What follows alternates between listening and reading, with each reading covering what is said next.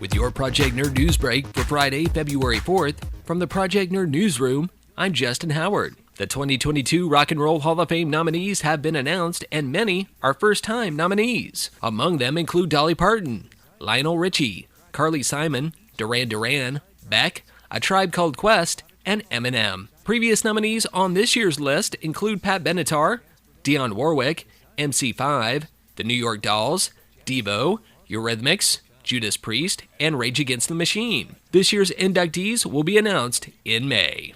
CNN is reporting that India Arie is the latest artist to pull her music from Spotify over the controversial Joe Rogan podcast, but this time it's not about false claims made about the COVID-19 vaccine. Arie stated in a post on Instagram that Rogan's, quote, language about race was problematic, end quote. In a recent interview on Rogan's podcast, Rogan made offensive comments about African nations and said it was, quote, weird to use the term, quote, black as an identifier.